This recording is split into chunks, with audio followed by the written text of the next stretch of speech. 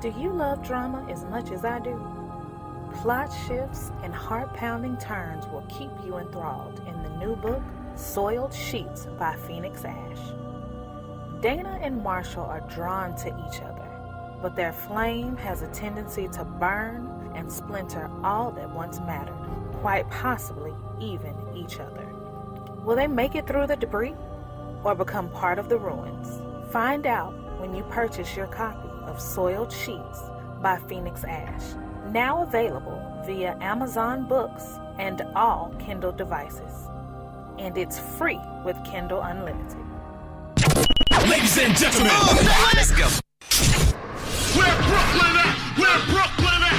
Where Brooklyn at? Well, actually, I live in Delaware now, so does that make me a Delawarean? Singing girl. You know, Beyonce is my friend in my head. Jay my people sometimes too. Yeah. I mean, like, be true, man. You know, when I was a kid, I had an imaginary enemy. Like, does that make me crazy? Life as P, presented by Say What Radio. Hi guys, welcome back to Life is P. I'm your host, Phoenix Ash. If this is your first time for joining me, thank you so much. I appreciate you giving me your time. If you are a return listener, thank you. I love you much. Thank you for everyone who's reached out to me via DM on Facebook, or some of you guys are really resourceful.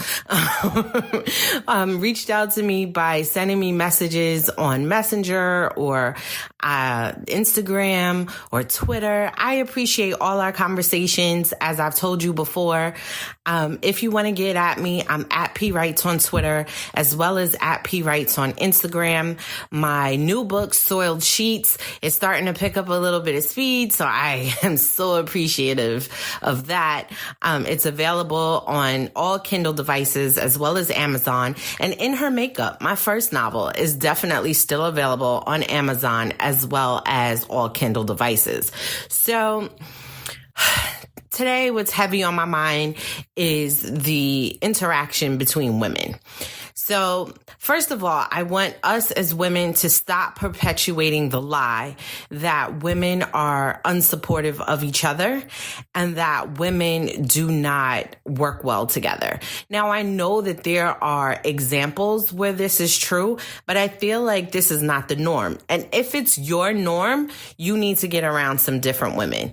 Particularly the older I get, I recognize that there are so many women who are standing in my corner, who are rooting me on, and who are more than open to allowing me to stand in their corner and root them on.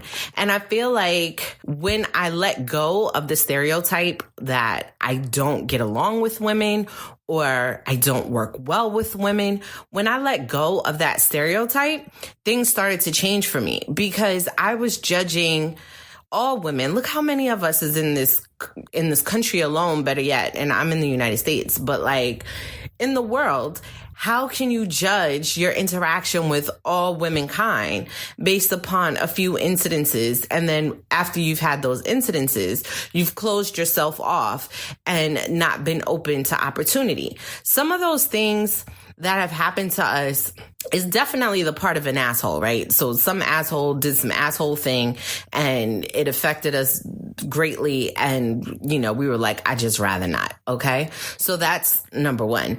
But number two, at least in my case, it was some signs that I didn't pay attention to. So being drawn to women who don't get along with other women, or who feel like I'm as tomboyish as they are, or oh, I don't get along with women. Oh, me neither. And that's what bonds us. And then further down the line, that's what separates us. Oh, this person shows themselves to not be a good friend, or they misinterpret something you say or misinterpret something you did.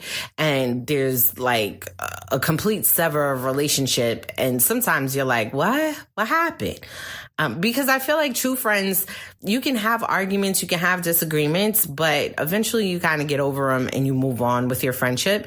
If one argument or one disagreement severs the friendship, I am not the one to say you were never friends in the first place.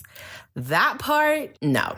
I feel like whatever severed you or whatever. Like, I don't feel like relationships are only real if they can never break apart. Some relationships break apart. Some people you grow out of. Some people you grow apart from. It happens. However, you know, if it's some violation, some crazy violation, I'm like, hey, you got to stop being friends. Because sometimes there's something that happens in someone's life that puts them in a different perspective or whatever. And that is the thing that puts you in different places. Like, okay, you took a left here and I'm going to leave you where you took a left. That's okay too. But I feel like we don't need to judge all these relationships based upon this one thing. And I know like this whole conversation comes at a wild time, right? Because in our country, women seem to be under attack. And we seem to be under attack because we are. But we've always been under attack. And, you know, particularly Black women, we've been under attack. We've been, you know, made to be the bad guy when we've spoken up for ourselves. We've been called bitches because we've put our foot down and like, I'm not going to have this any longer. You're not going to continue to mistreat me. And we've been called hoes because, you know, whether we've had multiple, you know, partners or multiple baby fathers or whatever, as if that doesn't happen in other cultures. And I'm like, okay, you quick to call somebody a hoe because they got multiple baby fathers. But like, what do we call the men who came into these women's lives, awakening some type of love inside of them and deciding, I'm not going to stick around to see this through. I know you already have a kid with someone. I know it didn't work.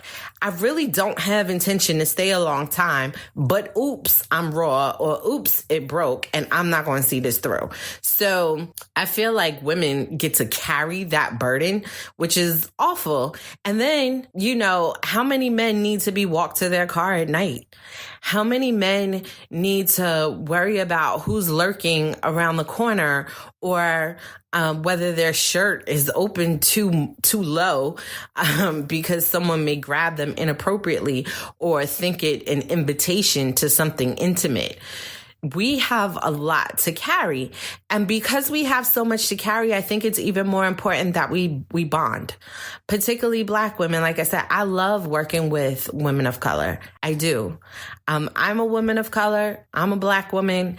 And sometimes it wasn't always easy for me, particularly because I'm extremely fair-skinned. And I came up in a time where it was very difficult for browner girls to love themselves without hating the stereotype, without hating the complexion that typically received preference. So I came up at a time where, you know, I received preference from men, but I didn't receive preference from women. And I didn't receive preference from white folks either, because they knew I was Black. And it was at a time where they was like, I don't care if you light skin or brown, you're Black. And, you know, nah, we don't want you to sit at our table. So it was very difficult for me, but not any more difficult for any other Black woman. And I had to grow up and let go of my childish experiences because the women, or females, I should say, that I dealt with that were giving me a hard time, they were children. And there were things that they did not learn. They didn't know how they, you know, and I had to forgive because it was like, we all are going to grow up. We all grow up and we all learn some things. We learn rights from wrongs. And when we own our shit, when we own what we did when we were younger and take responsibility for it, but also accept the fact that we've matured past that place, we have to forgive each other, particularly when it's obvious that the other person has matured past that place. And I've developed some relationships or redeveloped some relationships with people that I knew when I was younger. Not necessarily people who, I think there might be one or two who weren't like the most kind to me during a particular time, but redeveloped some friendships with my new maturity. And I feel like our relationships are stronger than what they were when we were children, because now we have context, we have purpose, we have goals and dreams and aspirations. We know what to support. We know how to push. We know, you know, I'm very lucky. The women in my life know how to take me into consideration before serving me certain things. I am probably the most sensitive friend anybody. Like my friendships, to be my friend, you have to know how extremely sensitive I am. I'm so sensitive. However, I'm very aware of it. So there are times where you're going to rub me wrong, it's going to hurt me. But I've matured to the place where I can say, am I taking this wrong? Or this is how I'm taking it? Or this makes me feel uncomfortable? Or sometimes I swallow it and I address it later because I'm like, I'm too much in my emotions. Can't really talk about that right now. And I'm not sure if I'm seeing this clearly. So, but that I feel like comes with maturity. And understand what I'm saying. Maturity does not necessarily equal age. For me, it did, but it doesn't for everyone. I have a few friends who are 10 years younger than me who have reached this form of maturity much earlier in their life. And God bless them. Thank God for them. Thank God they're in my life because they've helped me grow. But I feel like there is a lie being perpetuated. Like even when I'm looking for other streams of income and I'm like, okay, I need to work to, gain whatever money I need in order to invest in this other project or whatever. And I'm being interviewed and I'm interviewing other women and I can see the delight on their face talking to another woman who is excited to work with them because so many put up like this wall, like, okay, I'm not, like purposely thinking to themselves, I'm not trying to kiss your ass. I'm not trying to da-da-da-da. And it's like, when you have that attitude, you already assuming that person is of that mental space. And if you just let that go for a second, and you deal with women straight up for who they are, for who shows up in front of your face. And you do your research and you say, hey, this person's credible. They're doing their business or whatever. Women are actually very excited to work with one another. At least that's my experience. And particularly women of color. When we get on the phone and we start brainstorming and we start talking about our visions and we start talking about the projects that we're working on, everyone is so in tune and so like, oh, that's really awesome, really cheering each other on and truly and genuinely believing that the endeavor that this other woman is pursuing is one, an admirable endeavor. Two, searching their brain, trying to figure out how can I help you? How can we work together and how can it be productive for you? And a lot of times they're not even thinking about how productive it could be for themselves because I feel like that is also a womanly trait.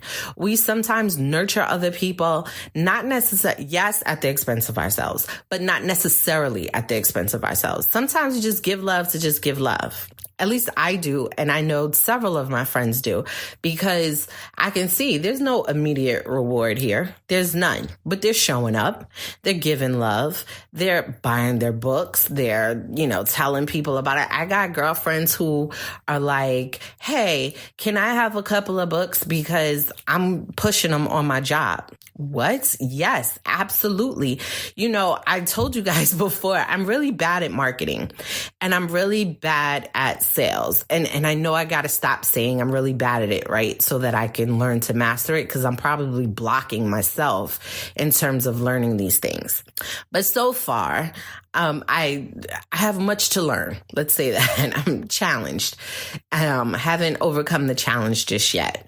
So I need people to ask me, hey, can I get this so that I can push it for you? Because if you're better at speaking up or you're in an environment where you're surrounded by people who read my kinds of books and, you want to help me, that's great because it didn't even cross my mind to ask friends, hey, is someone on your job this type of reader and you think they'd be interested in my stuff and could you suggest it? Like, that didn't even cross my mind. And then if it did cross my mind, because when she put it in front of me, it's like, I never asked anyone. And then I still kind of cowered a little and was like, is that appropriate for me to ask? Then it's like, oh my God, if they wanted to do it, wouldn't they just do it? Don't assume that. Because if it didn't cross your mind and it's your stuff, maybe it didn't cross their mind. And maybe if you present it to them and it's like, absolutely, I would do that. I'm like, hey, you going to push my books? Let's talk about, giving you a percentage. Like, you deserve something for sales. And, I may not be able to give much, but it's something. It could go in your child's piggy bank or whatever. So I need to, this is back to tuning into my village, right? We talked about this before, that, you have this village that you're hiding your plight from. And so you're not able to take full advantage of your network, of your system. And people want you to take advantage of it. That's why they're in it. They're voluntarily in this network, voluntarily in this village, and you are not utilizing it. I have a girlfriend who was like, there was a time there was a bill I couldn't pay. And it was a real bill, like water and electricity. And I was like, oh my God, this money opportunity came through at the right time. It's really the midnight hour.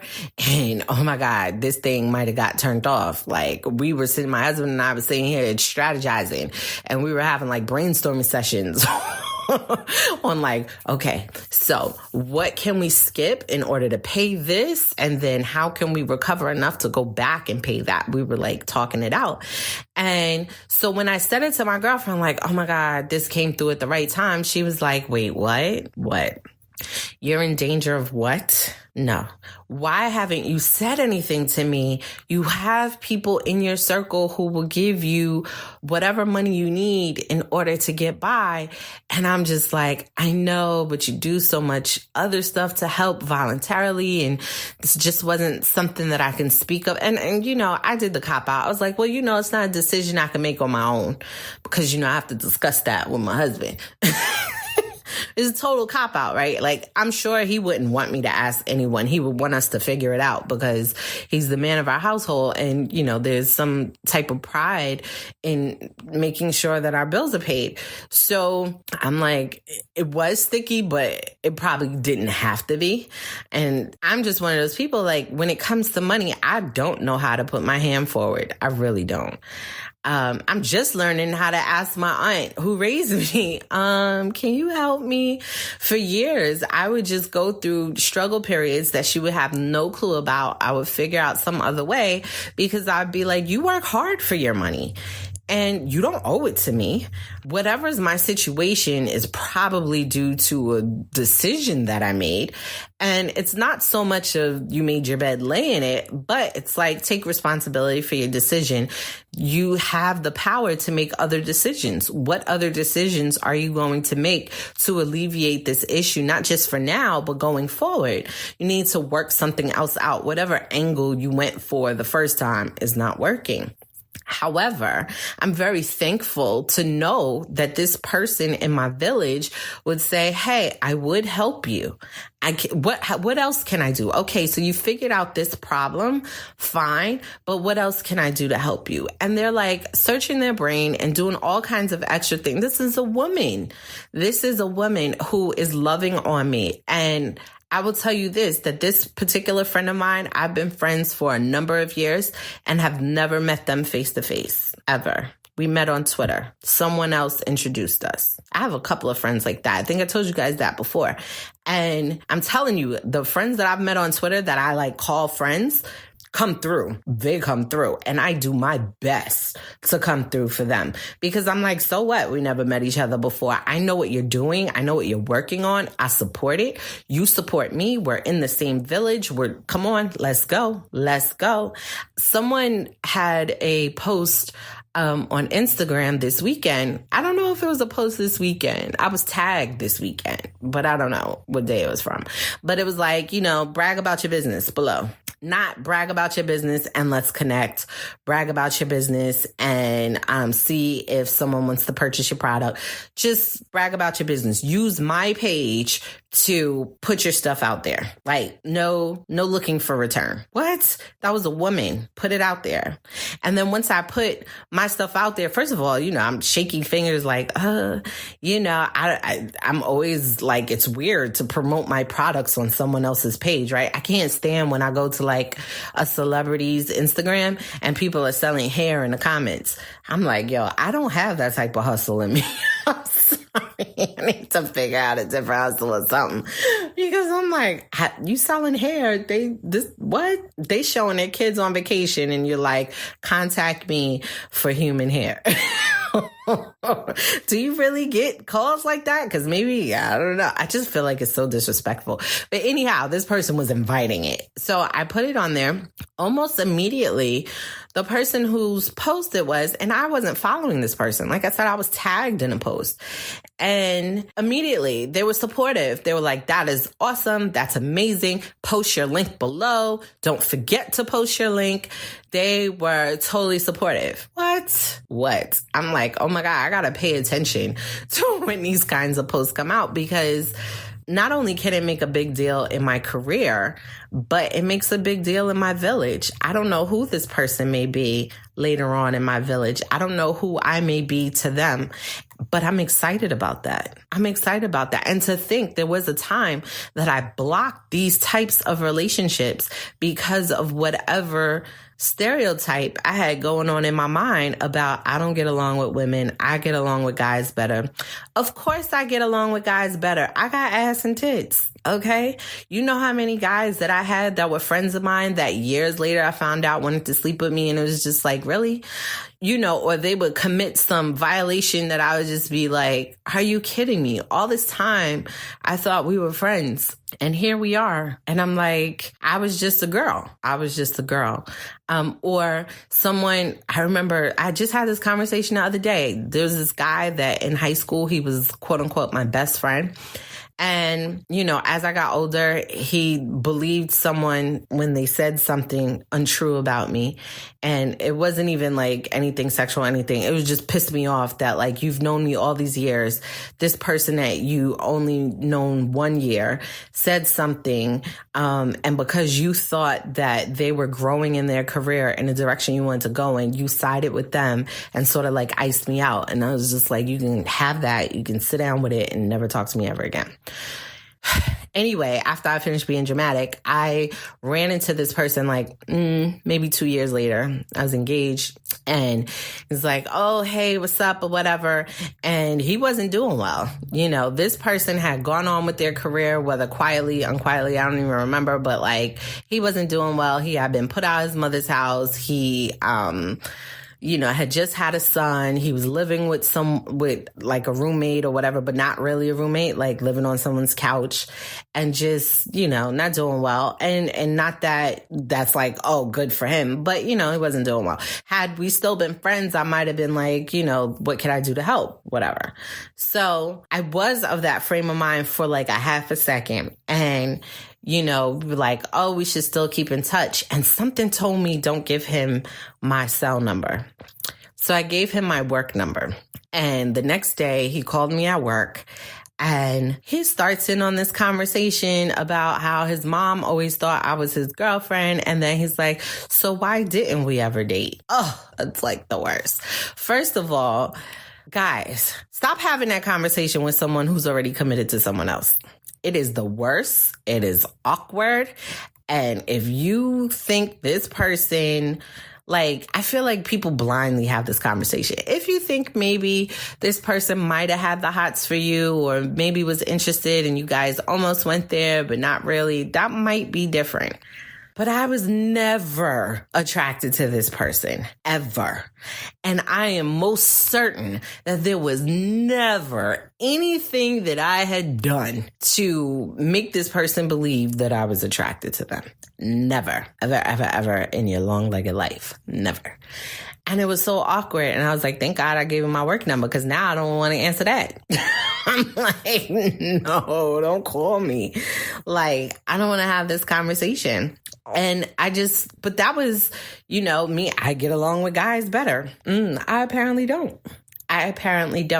And so when I grew up and changed my circle, got around some mature women who weren't, you know, so caught up in what I looked like or in what they looked like, but were more caught up with what they were pursuing, what their dreams were, what their life was looking like, what happiness looked like to them. When they were caught up with that, oh my God, we just flowed and flowed and flowed. And listen, if you ever pick up my book, Soiled Sheets, and particularly if you get the hard copy and you see, the list of women that I thank, that I shout out to, just looking at that page made me be like, oh my God, I've got all these women in my life. I've got all these women in my life that's loving on me, that's allowing me to love on them. Like, who knew? Who knew? Somebody knew, because some of them, like I said, reached this level of maturity way before I got here. I'm thankful that I got here.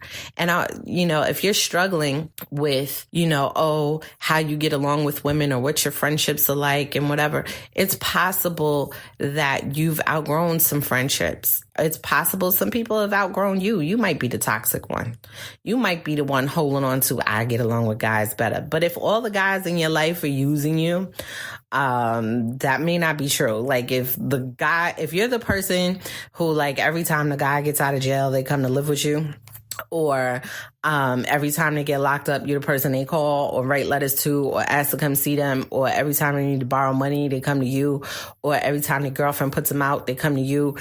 I don't know how much friendship that really is. I really don't, particularly if it's people that you used to sleep with. Listen, I don't want to tell you who your real friends are, but you just may need to evaluate those. And maybe you need to, put your guard down a little bit.